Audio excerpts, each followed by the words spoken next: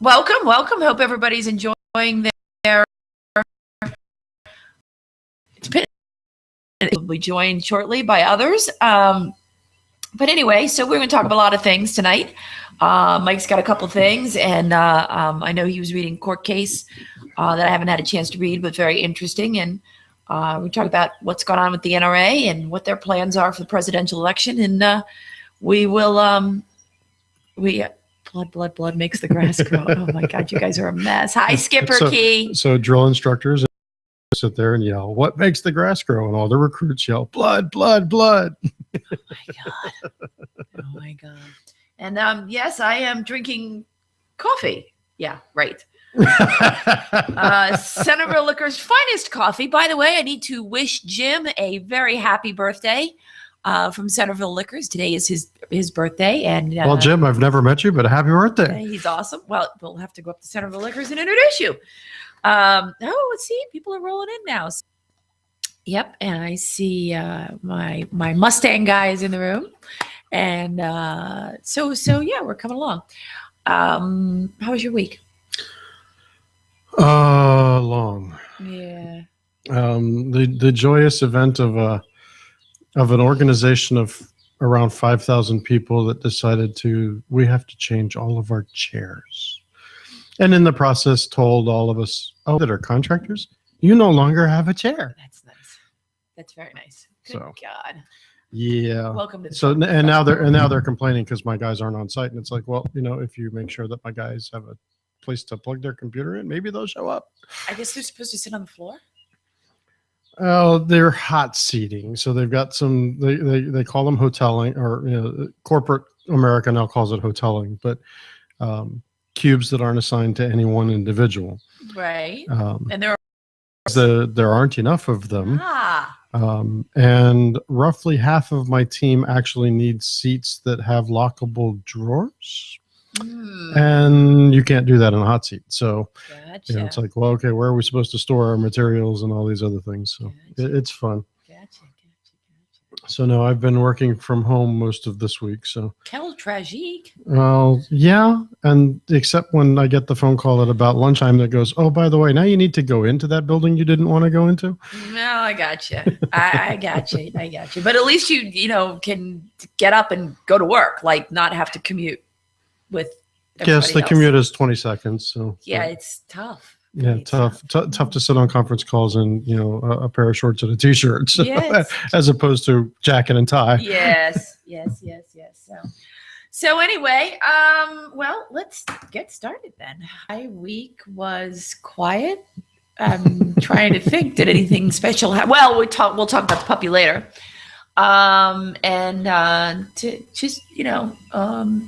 John is very quickly getting of the mind that we are staying put.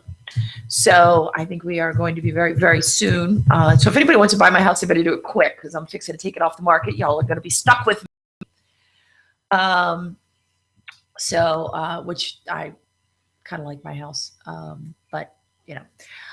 So we'll see what happens. But yeah, so the plot thickens with the house, and it pulls open, and I could use a few more days of warm weather to warm that water up. So yeah, because I will not get in 75-degree water. I don't care where it is.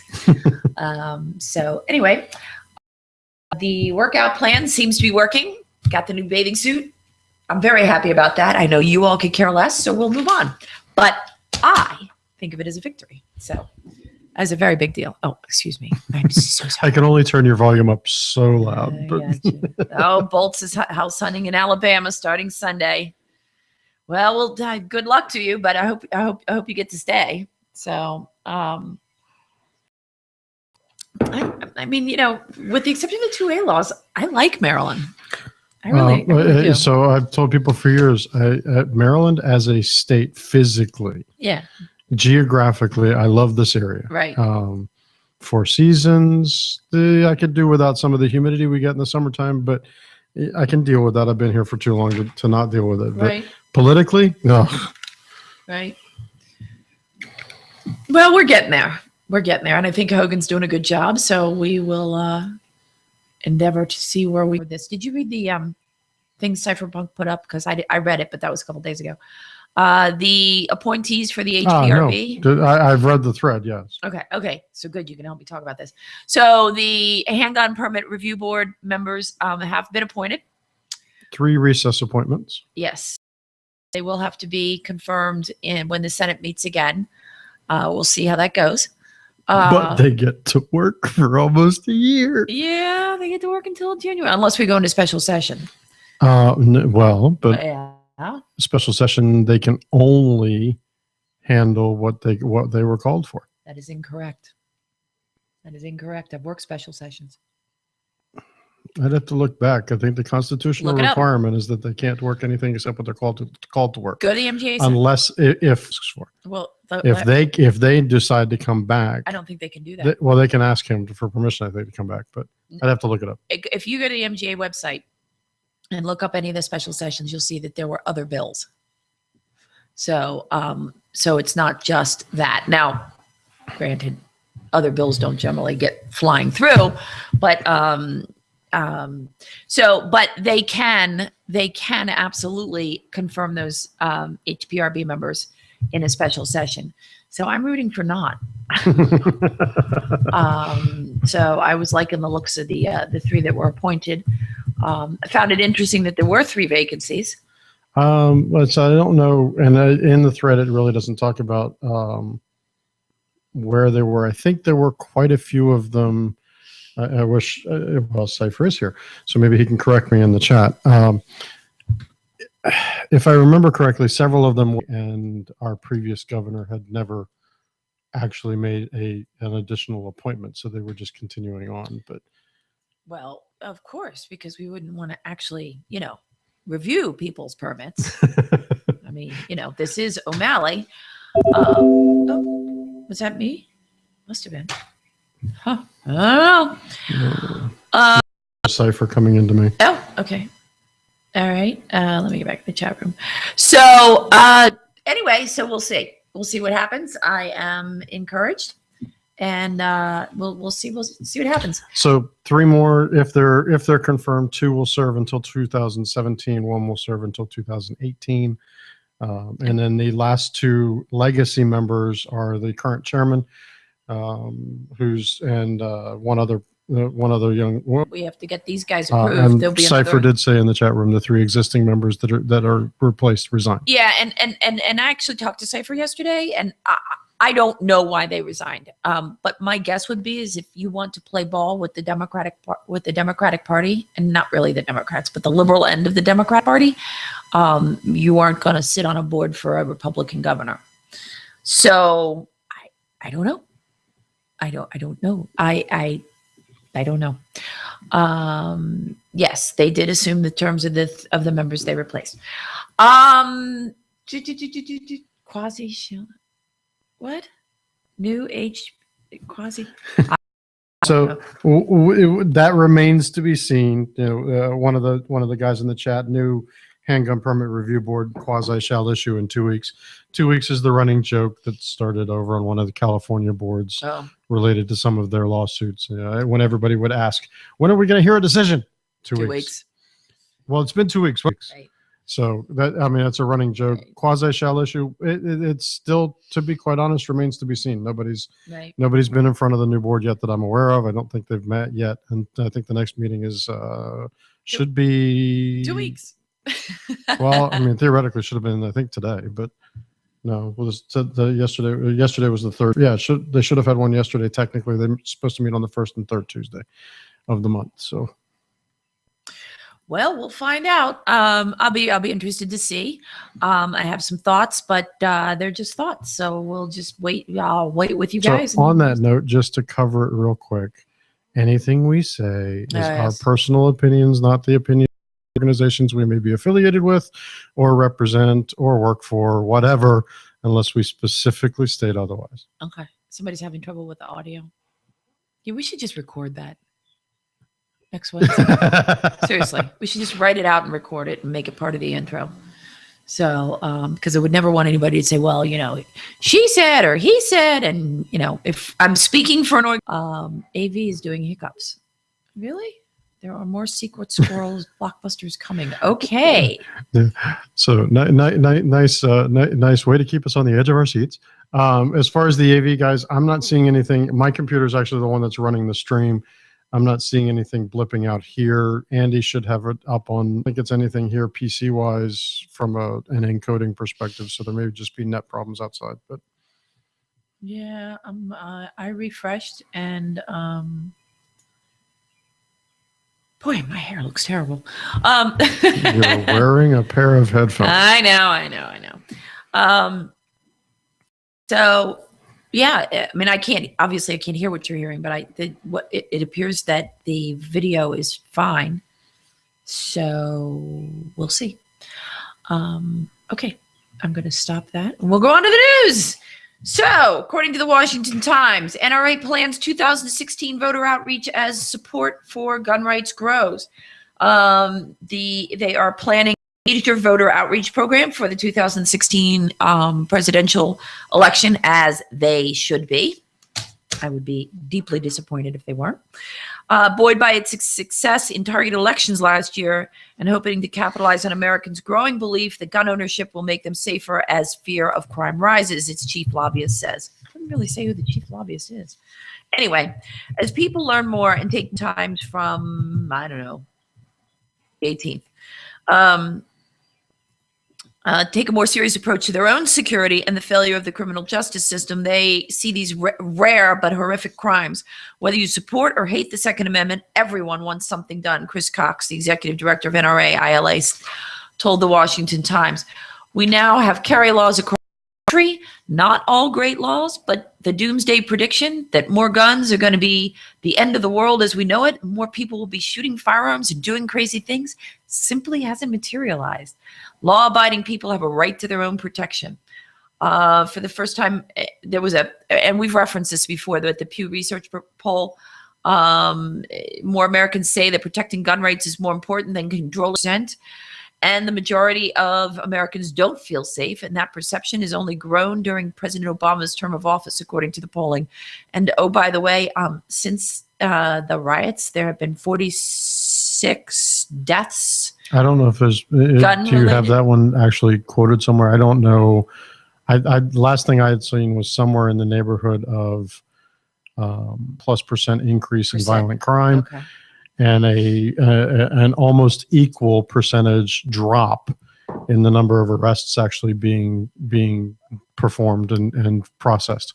There have been, I don't know if anybody else does, Baltimore PD has a Facebook page. I'm actually friended to them. So you can look at the stream. They post up everything that they post to Twitter. They also post up to the Facebook feed.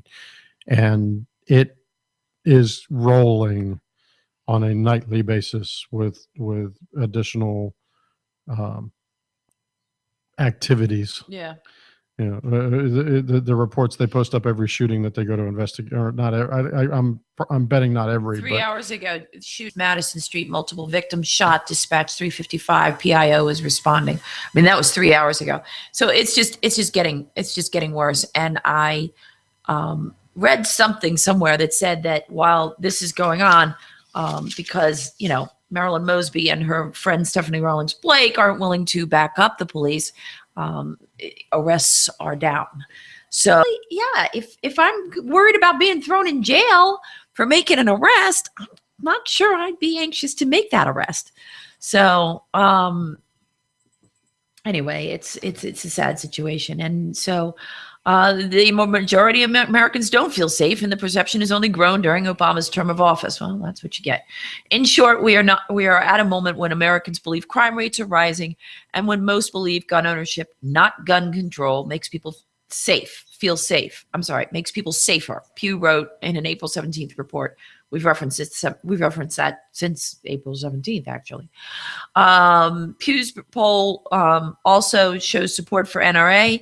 The gun rights lobby had its second largest national convention last month, and its membership has reached 5 million. That's people actually writing checks. So not just people who support the Second Amendment, but people actually writing checks to belong. The NRA proved its muscle in the 2014 election, helping to rally a decisive victory for gun rights supporters, especially in hotly contested races like the U.S. seat in Arizona, House seat in Arizona, shooting victim and gun control advocate Gabrielle Giffords. What gun control groups, quote, what gun control groups fail to realize is that gun owners aren't just a loyal voting bloc. They're a very savvy one. Yes, we are. Thank you. And they don't like to be lied to, said Mr. Cox. There's this realization gun owners know their rights are under attack, but there's a bigger issue out there. People are business being stifled from regulation, Obamacare, or being told how much soda we can drink. There has been an overreach into our personal freedom. It is a serious issue, and people are taking notice. And good on you, Chris Cox, because I think suffocated was exactly, Mike and I used to joke in the office, you pick the right occasion. That's the right word for the right occasion. People are sick of it. Although Americans for Responsible Solutions, the gun control group founded by Mrs. Giffords and her husband, Mark Kelly, poured $2 million in trying to reelect her former district director, Ron Barber, to her former congressional seat. NRA-backed Martha McSally won the race in the runoff in what was one of the most hotly contested races of the election cycle. The NRA rallied the grassroots support from McSally's campaign and ran a direct mail on Second Amendment rights. And internal exit poll data from that race shows 37% of McSally's votes came from people who said they were in direct opposition to Mr. Barber and Obama's gun control policies. And towards the end of the race, the Americans Responsible Solutions, Gabrielle Giffords' organization, fearing the backlash, pulled its gun control television spots from the air. So, thank you, DD214. So it's gonna be right interesting to see what happens, and we'll see who ends up with being in the primary. I'm kind of hoping Scott Walker will, but he's on my little plastic card. So I think he is awesome. So politically, and he's just smart as a whip. So, and anybody that tweets, any governor that goes out hunting and tweets while he's hunting, I posted tweeting while he's hunting. He's not far enough away from reality. Well, I posted pictures. I know that just means you're too close to a friggin' cell tower. Well, and you're not enjoying nature as much as you are your electronics. Dude, you go sit in a tree stand for 5 or 6 hours. No, I don't hunt. You get really comfortable. Doesn't matter how cold it is. Once that sun comes up and starts warming up the tree stand, and you got two choices at that point. See, because you don't want to move, right? Because you're hoping the deer will come out. And so you don't want to move. So you have two choices. You can put your head back and fall asleep, which really is not kind of the point. Or you can take cute pictures and you can post them on your Facebook or in Scott Walker's. So I thought that was awesome. What are we talking about later? We'll get to it. Okay. We'll get to it. Okay. Oh, yes. Gotta love this. Bloomberg is going to launch proprietary anti-gun media arm because, we don't have enough anti-gun media. Because mayors against illegal guns, every town for gun safety, moms demand action. Yeah, there's not enough. NBC, ABC, CBS. Just saying. So in this article, actually, several of these articles come from the NRA ILA page. The ceaseless torrent of anti-gun commentary coming from the New York Times, Washington Post, MSNBC, and other quote-unquote mainstream media outlets apparently isn't enough for billionaire firearm prohibitionist Michael Bloomberg. Wouldn't he? That would also be Ken Ullman. But well, yes, that's true. That's locally. True. Oh, do we have any updates? Speaking of county executives, do we have any updates on your county executive?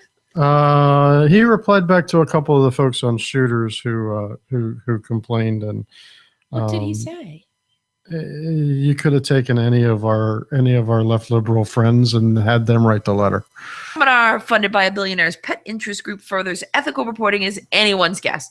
But if anybody wants to send this reporter, I shouldn't say journalist because I don't do a whole lot of writing, but this reporter to go muck around in Phoenix, send me a plane ticket and some hotel reservations, and I'll be glad to go. Yeah. So, what? Okay. What do you got? You only gave me one today. If I give you a couple, no, because you're supposed to talk about the. Yeah, so we'll talk about that one first, Okay. since that's what Skipper Q was referring to in the chat room.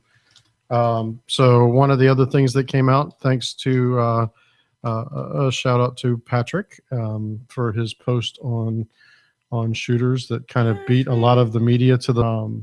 For those of you who have not heard, and I'd be surprised if those that are on our little chat here have not. Well, at least one hasn't, because he's in South Carolina. Go ahead. In Ren v. DC, Ren v. DC is challenging the new carry law that was just put into effect after Palmer v. DC struck down the old one. Right. So while we'll cover, Palmer is the lawyer for both of those cases for the plaintiffs. And Palmer, he filed a motion for contempt against DC, motion for a preliminary injunction or a permanent injunction, can't remember which, for contempt based upon the way that they did their new law. Judge Scullin was the deciding judge. He said, no go on that one. It's substantially different enough that you guys need a new case. And that's a really gross summarization of his denial for the injunction. Interestingly enough, there is already another case, that's Ren v. DC, right, which won a preliminary injunction against the good and reasonable. Gee, does this sound familiar? To be in the law in order to apply for a carry permit.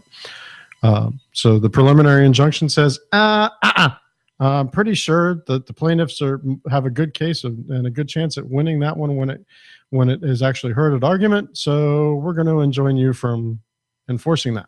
Right. There were some epic quotes from that you were reading to me. Yeah, I don't have. Essentially was, and I am really being broad here, but basically was, people still have a right to protect themselves. And I was like, yes, this is what we've been saying. So DC. So I'll scroll back and see if I can find some of those. But DC is enjoined from doing it. Here's one. Let's see. DC. Gotta love. Here's some of the tidbits I forwarded her. Furthermore, even if the court were to accept the proposition that handguns are used disproportionately in the commission of violent crimes, how is that use related to whether or not a person has a greater need for self-protection? So, yes, if criminals are going to use weapons illegally, what does that have to say about me not needing to be able to protect myself as a law-abiding citizen? Of you that have been in Annapolis on Gun Bill Day, raise your hand if you've heard this point made. Yes. Yes. Thank you. Somebody gets it. So simply put, the District of Columbia's good reason, proper reason requirement will neither make it less likely that those who meet this requirement will present a risk to other members of the public or commit violent crimes than those who cannot meet this requirement. Therefore, after reviewing the record in this case, the court finds that the defendants have failed to demonstrate that there is any relationship, let alone a tight fit as required under the intermediate scrutiny standard, between reducing the risk to other members of the public and or violent crime and the District of Columbia's, quote, good reason, proper reason requirement.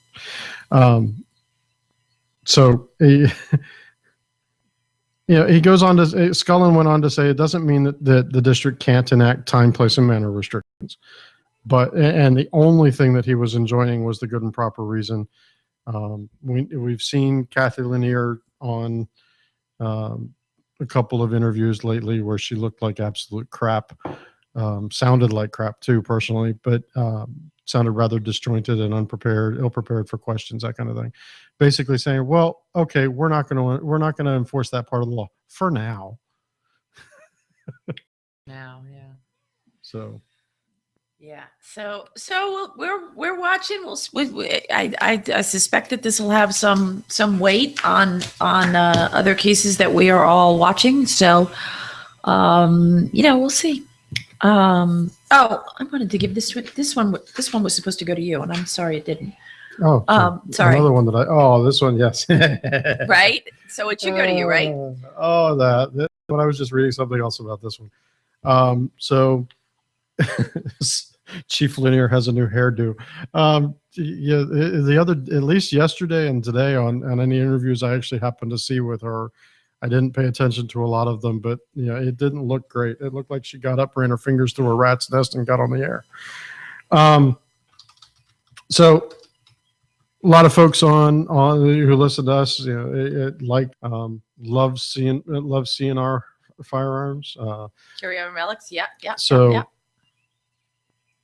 Mike Rogers, I don't remember where Congressman Rogers is from, made an amendment to the National Defense Authorization Act that, if it's approved by the Senate, would then make 1911 A1s used in World War II era, through the CMP, the Citizenship Marksmanship Program, Civilian Marksmanship Program. Sorry, place where those of us that have done some collecting before can get M1s currently.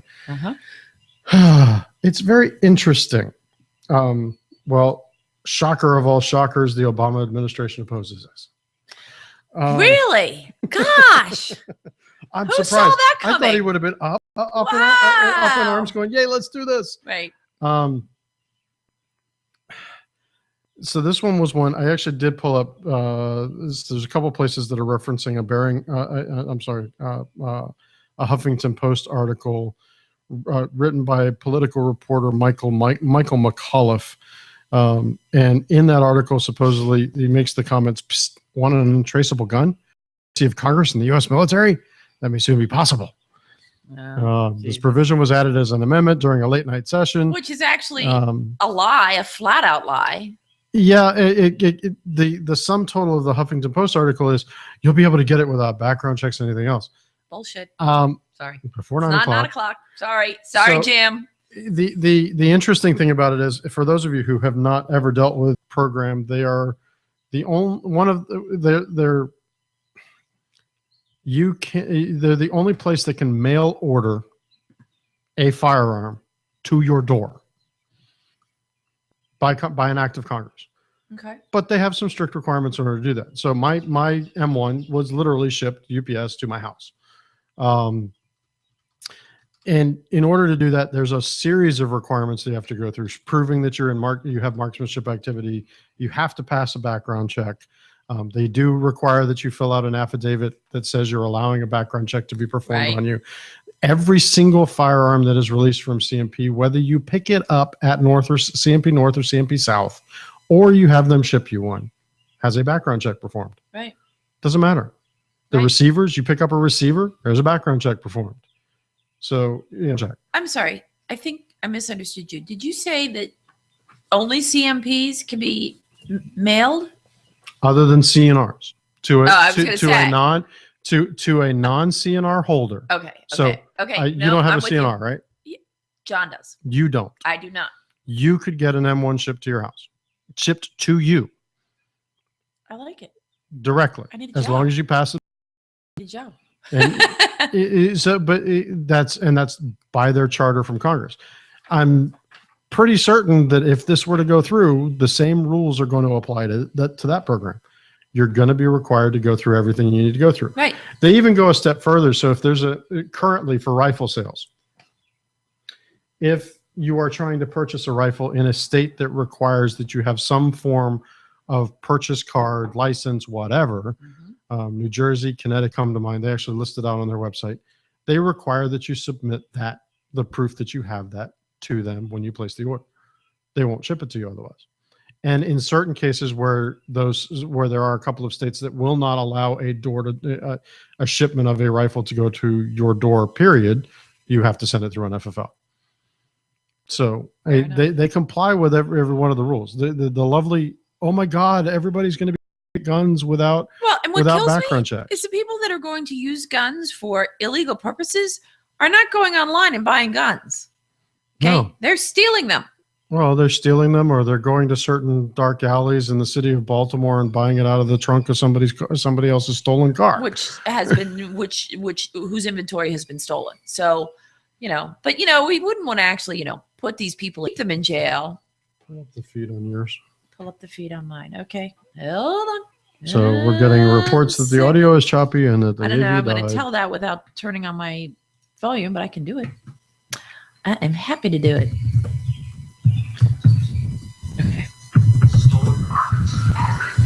Okay. So yeah, guys, I don't know what's going on. You should be able to hear the double feed there from Andy's computer. She's got the feed coming up off of a different internet source than the one I'm using to broadcast it on. So, all right. So there you go. And it could be, and it isn't always on our end, but always let us know in case it is, because we won't know until we check it. So yeah, this one's a much ado about nothing as far as I'm concerned. I'd love to see the CMP be able to do it. And what is the civilian marksmanship, for the record? So chartered by Congress a long time ago. I don't remember the exact date, but it was sometime in the 50s or 60s. I'd have to pull up their webpage. No, I thought it said 94. Hold on, I'll look it up. No. It's before that. Hold on. No, keep talking, because I think it says, finally, Team Obama says that if Congress wanted the CMP to sell handguns, it should have said so in 1996 when it established the program in its current configuration. Okay, sorry. So CMP's been around for a long TC's partnership with the CM, what used to be DCM and others before CMP actually started, before the current version of CMP started in 96. But it's the administration's stance that this is going to allow more guns on the street, but through background checks. Right. I'm sorry, but they're a federally chartered organization. Well, and it even says so in the article. I mean, it even points that out. I mean, it's insanity to think otherwise.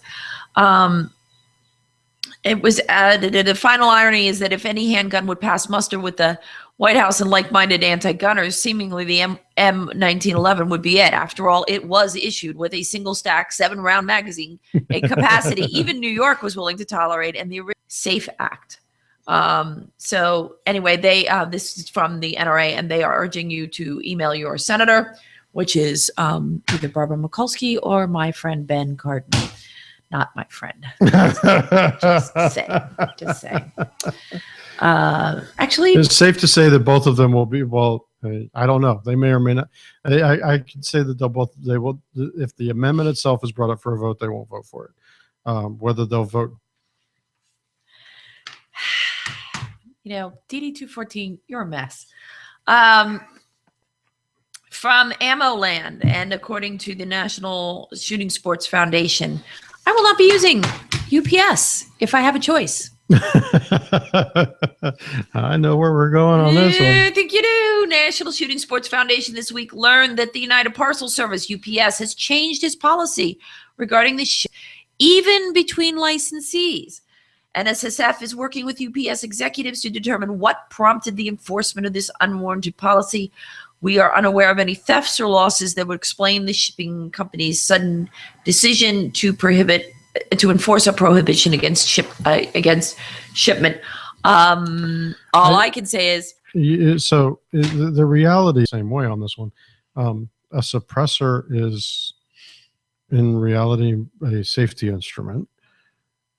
You're reducing the amount of potential hearing damage done. You're reducing the audio report from the firearm coming out. There are other countries where, this is a discussion that was taking place on shooters. There are actually other countries that mandate them. Here, use this. I don't know what to tell you, Cypher. Cypher, I don't know what to tell you about why you're losing the feed. I'm not seeing any blips on the Hangout from this side, and every time we check it on her computer, we're not seeing anything either. So I don't know what's going on. Check it again. Never hurts. Never hurts. All right, one more second. By the way, speaking of, I will never be sending money to, or I will be trying not to. No, I got good video. And okay, let me turn up the audio. Every time we check it on her computer, we're not seeing anything either, so I don't know what's going on. I think it's Cypher. Well, DCW is saying it's cutting out on his end too, so. I think they're in the same house. No, I'm just kidding. Yeah, I don't know. I don't know what to tell you guys because I'm on a whole different internet than he is. And every time I turn it on, it seems to be working. So let me turn the volume down on that. Okay. I'll tell you what, I'll just leave it rolling. And that way, if it cuts out here, I'll know. I will not be sending my youngest child to Texas Women's University. Of course, not really probably sending her to any women's university. She'll be going to Hillsdale, where they teach good conservative values. But anyway, Texas Women's University. Most critics of this is an article. Well, it's an NRA article. The title is "Fail: Professor Claims Gun Rights Lead to Great Inflation." Well, yeah, Texas. This instructor who is a assistant professor of sociology, Jessica Goulion, stokes fears that campus carry would lead to rampant grade inflation. Will we soon see a new sort of grade inflation, Goulion asks, with students earning a 4.0 with their firepower rather than brain power? NRA says, yeah, no. They go on. Goulion's arguments about heated exchanges escalating into gun-fueled carnage was being debated. Gun control advocates frantically predicted, and we heard this in Annapolis in 2013. Y'all were there. Frantically predicted scenarios of Wild West type shootouts in the streets. This, of course, has not come to pass in states that have right to carry laws. Instead, modern America's proliferation of firearms and lawful public carry have coincided with historically low rates of violent crime. In an article following up on Illinois' first year with lawful carry, the Chicago Tribune, not exactly known as the bastion of conservatism, reporters noted that the law had not prompted, quote, intent on committing violence from acting on those plans. Right, because the more laws we make, the more we're going to have. Wait, how's that go again? I'm just thinking. As for Goulion, the author of this is not attributed, but it's a particularly well-written piece. As for Goulion, perhaps her true calling was creative writing rather than sociology. For our part, we give her an A for